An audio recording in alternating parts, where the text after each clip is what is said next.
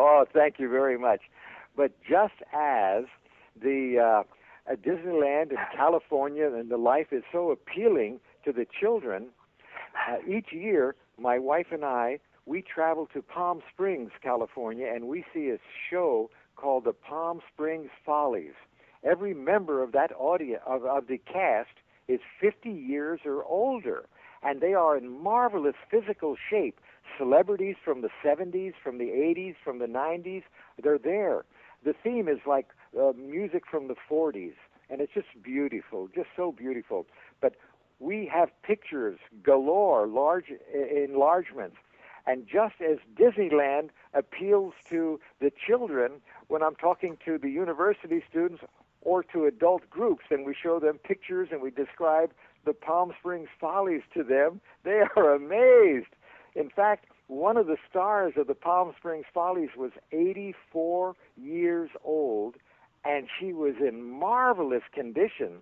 I took pictures with her and my wife and myself, and we had these blown up, and people just couldn't believe it. But she's in that Guinness Book of Facts as the oldest performer that's still dancing, 84 years old in the world. It was really quite remarkable.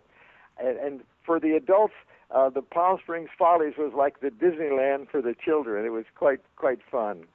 But and then also 9 years ago, my search for family took me to Vladivostok, Russia.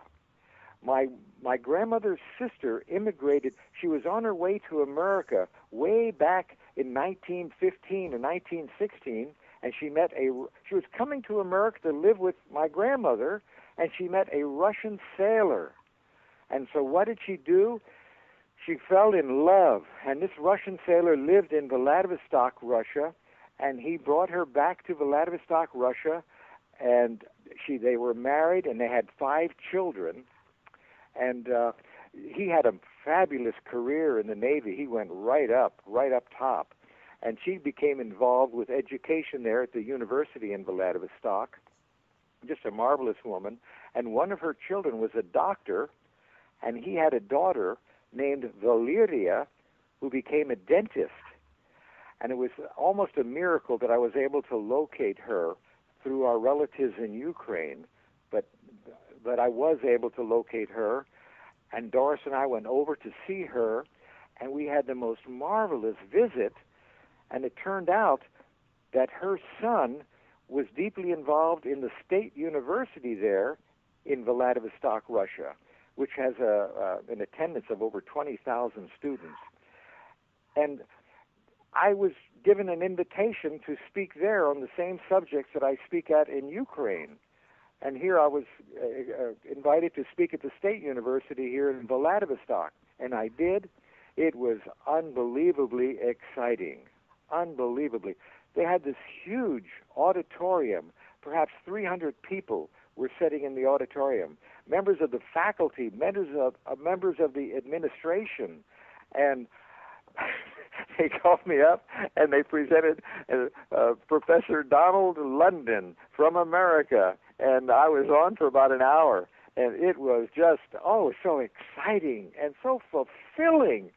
Well, that very first appearance there led to continued appearances every year, and we have developed the warmest friendships with the administration, and even the president of the university there indicated a desire to have some sort of a relationship with the university in America.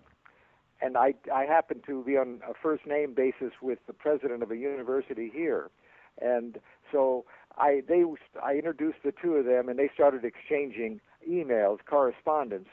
But unfortunately, they are as hard hit over there financially in their education as we are here in California. So at this time, everything is stalled. There's not going to be any kind of a relationship. But in the future, I'm very optimistic that there will be some sort of a student exchange. It's very exciting to be in on the ground floor of these things. But over there in Vladivostok, it's such a marvelous area over there, very close to the Chinese border. and I was invited to speak at yet another university over there, right adjacent to the Chinese border, and that was exciting also. So it's been perhaps the most fulfilling area outside of my wonderful wife, my wonderful marriage, my children, my family, and it's equal. It's even more fulfilling than my life at the corporation. The corporation, that my experience that I had was like a finishing school for me. It taught me all the skills that I needed to be successful in both Ukraine and in Russia. And we just thank the Lord that we've had this wonderful opportunity. You know, I want to tell our listening audience that you were actually raised in Southern California, that you served in the Army in the Cold War in the 1950s. You actually were in Alaska in the U.S. Army, and that was a great experience that actually changed your life. And today, you are reaching your hands and your mind and your heart across the globe to different nations, not only from your ancestry, but from others. And you know, when human beings reach out and touch human beings, there's something that dissolves the invisible borders. And what you are doing, hands holding hands around the globe, it's beautiful, Donald. It really is. No wonder there's so much acclaim for your speaking. Well, thank you so much. But along those lines, the gentleman who was the director of the museum, who invited me in 1995 to begin my lectures in Ukraine, after a few years, in fact, about 8 years ago or 7 years ago, he asked me to write a letter of recommendation for him to become a teacher, professor at a university in Michigan. I did, and he obtained the job. Now, 2 years ago, we maintain a very close relationship. We really love him. His name is Pavel Bossy. 2 years ago, Pavel contacted me and said, would I please write another letter of recommendation for him to become a professor here in California at a state university. I did, and currently he's employed at a university in the state of California. But he isn't the only one. I've helped perhaps 7 or 8 different students, adults, come to America, and I've written letters of recommendation for them, and they have obtained positions, and they've married Americans, they've become citizens, and have wonderful jobs. It is so good to be a part of that. It is good to be a part of that. Do you want to leave the public a contact number if you want people to contact you, email or something? Oh, yes. If anybody would care to contact me, I would be pleased to respond to any email letters. My email address is Donald Jack. That's just one word, DonaldJack, Donald Jack at AOL.com. Donald Jack at AOL.com. You know, Donald, and I will respond. You're pretty wonderful. For a retirement experience, you're going to be a tough act for others to follow. You know that, don't you? Well, I try to be a role model, and I encourage retirees to become active. And you lose so much if you just vegetate. And it is so wonderful to maintain your activity. Just this morning, I received a telephone call from a businesswomen's association, and on February the 10th, I will be presenting a program to them on February the 10th, and I will be showing, for a half an hour, I will be showing slides of the university in Ukraine, plus the Kiev, the capital of Ukraine. I'll show some of the highlights there, the tourist sites, and then I'll be speaking for 20 minutes on behavior modification skills.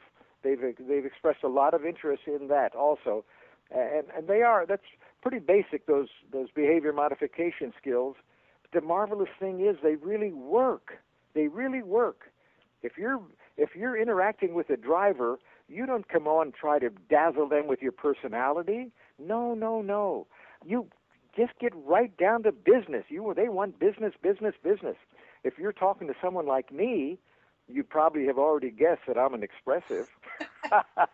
Yes, I'm an expressive. I love people contact. I love the, hey, how you doing, and all this. I really love that, and it is so good. And then here's another phrase. It's called the KISS treatment, KISS. And in the business world, it is so essential, in the corporate world and in the world of education. The KISS, give it the KISS treatment. The KISS treatment is this, KISS. Keep it simple, stupid. So many times people want to dazzle you with all they know, and it's like turning on a water faucet, and they just want to come out with, I know this, I know that, I know this, I know that. Keep it simple. Get to the bottom line in the business world. What are you doing? Why are you here? And that's it. Keep it simple, stupid. And following that is so important in the academic world as well in the business world. You know, I want to tell our listening Yes. audience out there, all of this beautiful, honest, and real, upbeat show from Donald today hasn't been the way it's always been. He's always been upbeat on the exterior, but he had a very difficult challenge in the first part of his life. And of course, he did respond and arrive through it as a hero. I hope that you had the opportunity to listen to Donald's other show, because it was absolutely tremendous, as is Donald. We want to thank Donald for being our guest today. He is Donald Jack London. Thank you, Donald, so much. This is Rebecca Kimbel. You can contact me at RebeccaKimbel.com. Thanks to all of you for joining us. Without our great listening audience, we wouldn't have the inspiration and the incentive that you give us to give this wonderful, productive show. We sincerely thank all of our listeners and invite you to join us next time